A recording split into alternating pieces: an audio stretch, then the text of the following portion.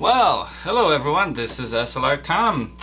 In this video, which is totally unscripted, I'm gonna show you physical or body differences between the just released Canon 1DX Mark III and about a 2-month-old or whatever Sony A or Alpha 9 Mark II. Yay, the newest Sony flagship. Alright, so let's just look at the size difference here. Sony without the grip. You'll notice that the 1DX obviously is massive in comparison. Let's just put this over here. So yeah, there it is.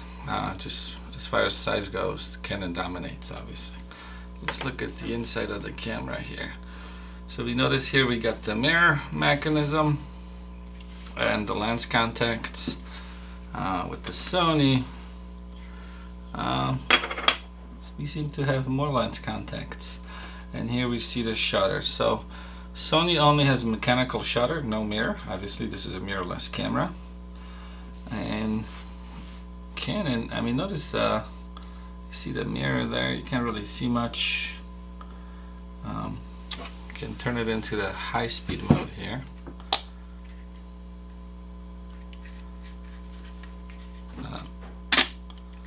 You notice how it flips up super quick. I mean, it's just amazing how powerful that is. Alright, if I put it on manual mode, well, actually I put it in bulb mode so we can lift up the mirror, you can see the inside. There it is. Amazing Canon sensor. Notice how deep it is compared to the Sony. Okay, let's maybe go through some high-speed shooting. Check this out.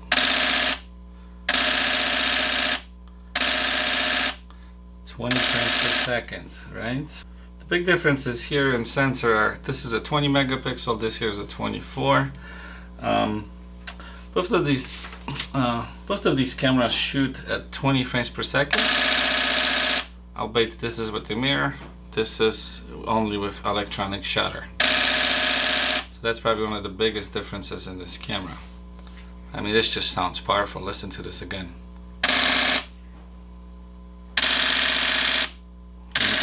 Amazing. Okay. All right, I'm gonna put this back on. Don't want to get too much dust in there. Sony actually shoots 20 frames per second as well, but only with electronic shutter. You can get using the mechanical shutter you see here, this black, and then it shoots only 10 frames per second. So as far as the mechanism in here, Canon's a clear winner, but does it really matter? We don't know. Okay, let's keep looking what else we got in front here. Notice we only on the front here have a lens release, which is located here for Canon. Both lenses mount the same way, similar way, unlike Nikon where it mounts the other way. And then we have some depth of field or autofocus buttons here. You know, we should really attach the grip here. Okay, let's talk about pricing.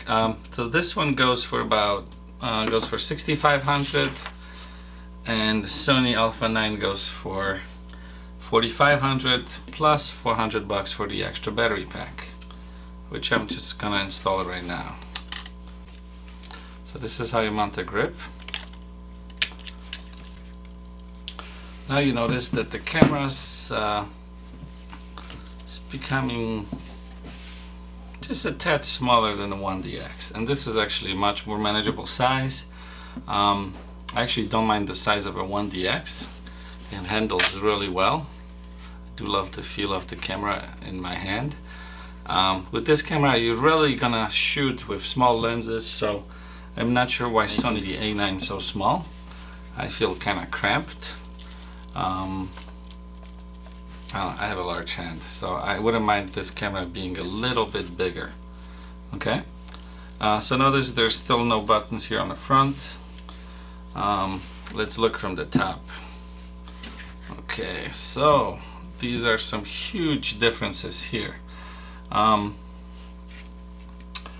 So we have a shooting mode dial here, okay, and a focus mode dial here on the bottom. So you press this, some continuous single manual focus, okay.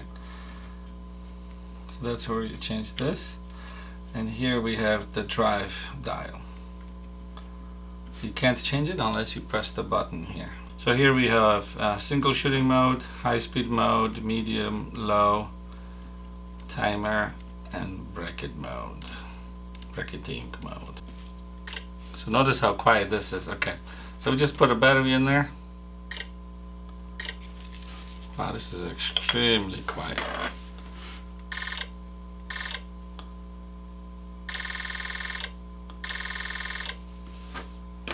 Let's do it side by side here. Drive, where's drive? Okay, so this is Canon. Here's Sony.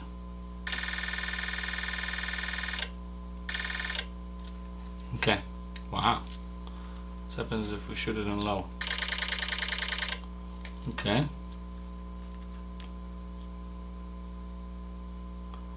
Wow.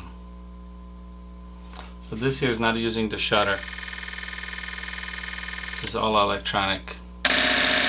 This is mechanical.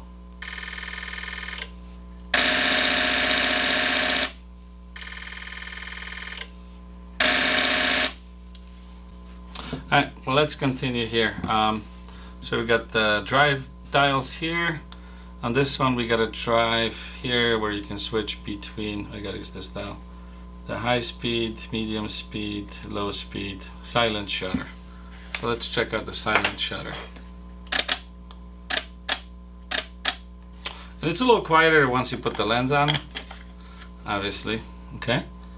Okay, let's hit the drive again.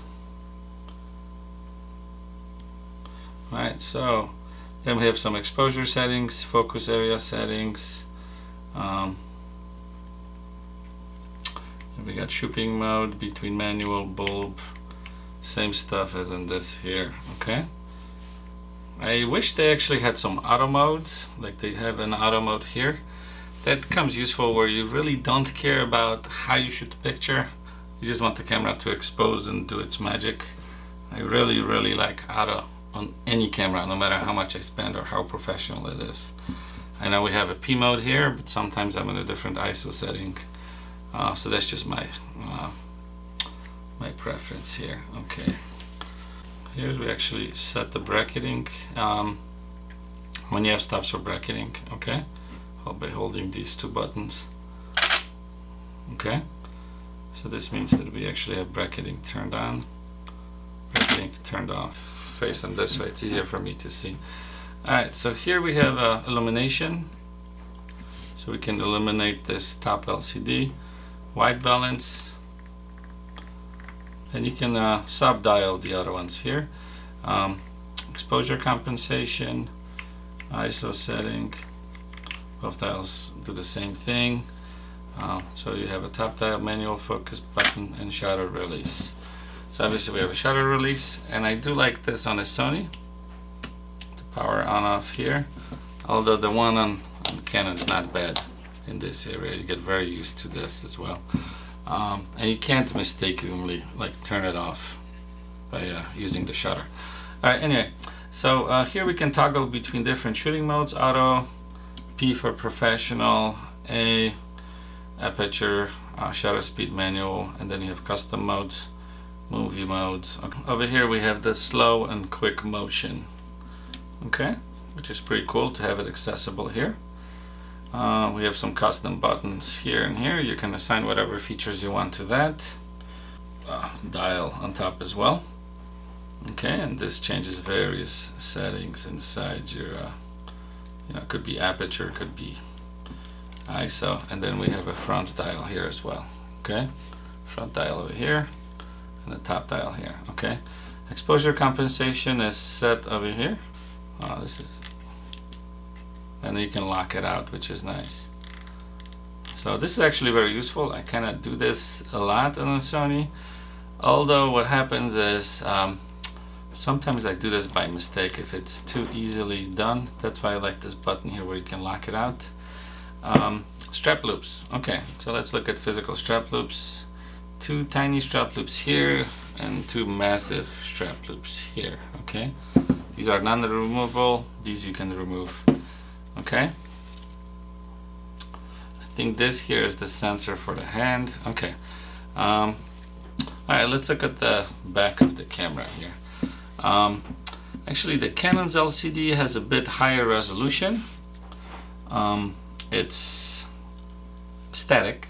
I guess this body has a lot of weather sealing and whatnot, so it can rain on it. I do like articulating screen, although once you kind of shoot with this, it has a pretty good coverage in color. You can pretty much see the same color from any angle, which is nice. Forget how many, I think this has like 3 million pixels, and Sony has a 2 million pixels. Anyway, all I know is this is higher resolution than a Sony. Okay, and it's a little bit bigger as well, which I like. I wish Sony made a camera a tiny bit bigger, made a bigger screen. I wouldn't even mind like having a 4 or 5 inch screen on the back of the camera. When you see what you see in some Nikons, they actually like some of the cheaper Nikons, they got rid of these buttons here, and you have soft buttons from the LCD screen, which is pretty cool. Alright, let's just, getting too far ahead over here. Alright, so let's talk about the menu buttons here. Pretty much same location, info. You can see some image parameters here, which is pretty cool. So menu, you have a typical Sony menu here. Custom menu, mechanical, electrical. Okay, well, let's see. I haven't showed you what we do with mechanical shutter. So let me take this off, and now we're gonna show you mechanical shutter. So this is Sony A9 with mechanical shutter. It's a bit slower. Okay. Alright, so let's see, set this here. We're gonna go to auto shutter. You have to be really careful not to touch the shutter with the when you change lenses. Don't put your fingers in there. So you got the menu, custom functions, AF on off. Canon actually, I think, is much better here, is that we have this multi-selection AF, and you can change the position of your focus points just by rubbing the like moving the finger on this button. That's pretty cool. So if we go here, so you can notice here how we select the buttons, which is pretty cool. It's really nice and quick, especially if you're looking through the viewfinder when it's really sunny outside. And that's probably the biggest difference here. Obviously this is a DSLR, is that the viewfinder, this is an optical and this is an electronic viewfinder. Although I heard that the A9 doesn't have as nice of a viewfinder as the A7 Mark IV, which is a kind of disappointment, but it still gets the job done. We could always use higher resolution viewfinders, right? When you shoot with the Sony, you kind of get used to the really bright viewfinder no matter which lens you have. With the Canon, you're gonna see what the lens sees. So if you have a dark lens, the image gonna be darker, okay? But you're gonna see the live image. There's no delay at all because it's a live image, actual optical image. Okay. On a Canon, which is nice, I love using the touchscreen here. You can adjust all sorts of parameters. A big win for Canon here. I just love the touchscreen, and and I really like more the interface on the 1DX. It's easier for me to adjust these buttons. The dials, you have a joystick here as well as joystick here, but these buttons and the menu just seem a lot more accessible, and it's a lot faster for me to adjust whatever settings I need to adjust. Okay. Now the blue buttons here on the 1DX signify that it's a playback button. Over here you have a playback here. Don't have a card in there actually. And then you just kind of gets a little getting used to how how to preview the images, how to zoom in. If you hit this, and then you have the zoom in right here, okay? So the secondary functions are on the side of these buttons, okay? You have a function here like a shooting modes, and it just really just gets, you know, it takes getting used to. You can't really go wrong with either camera. If you're a Canon shooter, I think you'll love the 1DX. I actually do like the 1DX a lot. I like the size, I like the feel of it, and I love the images and the color science from Canon. As far as focusing speeds goes, I think either camera is going to let you capture the same images. Yeah, it's just amazing. Okay, let's keep going. So if we rotate the camera on the vertical, that's why they have these grips. You notice you have the same buttons as in the portrait mode. Okay, it's the same here, similar buttons, and then you have the dials here, shutter button. Okay, you have a shutter button here, same adjustments as here, which is nice if you're shooting a lot of portrait photos. The Instagram era, there we go. You can't turn on and off here. But you can lock out the buttons here, so you don't hit them by mistake. Okay. We also have a built-in strap loop on a Sony, as well as on a Canon right here. Okay. Now let's turn this off. We're gonna open the battery door. So battery door, it's kind of tight to open because I think of the weather sealing. I don't feel this battery door is as secure as the Canon's. Canon, you do this, and that's how you open the battery door. It just feels more solid. Okay. Canon. Now Canon uses dual CF Express slots, and these have amazing transfer rates of like 1.5, almost 2 gigabytes a second. Even the writing speeds are over a gigabyte. And then Sony has dual slots with the UHS 2. What is it? UHS 2. I think it'll also take regular SD XC cards. These transfer rates are in like maybe 300-400 megabytes maximum. So it's a little slower, but with these huge internal buffers, I mean, with this one, I think you can shoot forever. This, if you have a slower card, it'll actually buffer out. Okay. Let's look on this side here really quickly, so you can compare the size. Sony almost looks like 60% of the size there. Again, let's look at here. Now, this side where the ports are. So you'll notice that probably Canon has more ports than, it just seems like it, that it has more ports than a Sony. Alright, so for connectivity on the 1DX, let's just go through the 1DX here.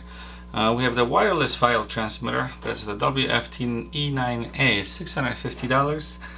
It lets you wirelessly see what this camera is doing. Okay, it says expediting and simplifying photo and video transfers from camera. Okay, all in wireless different protocols. Okay, anyhow, okay, if you want to use this, both of these cameras have network connection, and they say well, they're both 1 gigabit connections, and Sony says it's improved upon it. Over here we have a sync, flash sync. Now let's look at the microphone and the headphone jack in these. All right, very simple microphone headphone jacks, and I think those are located here. The red one is a microphone, and then we have a multi well, this actually just says HDMI, so it's a micro HDMI, which I don't like because you can damage this port very easily. Canon has a mini HDMI out. Okay, they both have USB-C right here and right here. So, and I think you can charge the battery in both. For sure, you can do that in a Sony. Oh, and then forgot to tell you, we have a standard PC cord here for flash. All right, so correct that. Okay, flash cord goes here. Flash sync here. This is just the remote. This here is the remote trigger. So if you want to somehow use a remote timer or trigger or cable, okay, you can do that with the app as well. Alright, so that's it on the sides here. So notice these are much more compact, smaller connections. Alright, and then we have a multi-port here, so you can hook up like a USB connection, although you can do that with the through here as well. This you could use for a timer, for example, like this timing connection right here. Okay, batteries. So both batteries come out on the side. Now Canon uses a massive battery. This battery costs what, only 163 bucks, so there will be no excuse to have at least like 3 of them. This has 30 watt hours per battery. Sony, you can have dual batteries in this power grip. Okay. As far as capacity, this is about half the capacity of this. So it's 16 watt hours, but you have dual, they're about the same. Alright, and they should last a long time as well. Now what else we didn't cover? Mounting screw on the bottom. So both of these have a single mounting screw with no locating pin. Notice the Sony's kind of moved forward a bit to like it in the center. Yeah, okay, it's just a mounting screw, okay? And a lot of times people buy L brackets or L plates for these cameras. I work with Pro Media gear, so I'll recommend those. Okay, on the hand here we have a sensor right here for the hand, same here, so the camera can tell if you have a hand on the camera. Alright, so top shoe, didn't cover that. So standard Canon, the multi-smart interface Sony. I much prefer this over this, but this works with other accessories where you don't have to run cable. So it only makes a difference if you don't have anything to connect here, not compatible obviously. Alright, so a final verdict. If you want to save 1,500 bucks, can't go wrong with the Sony.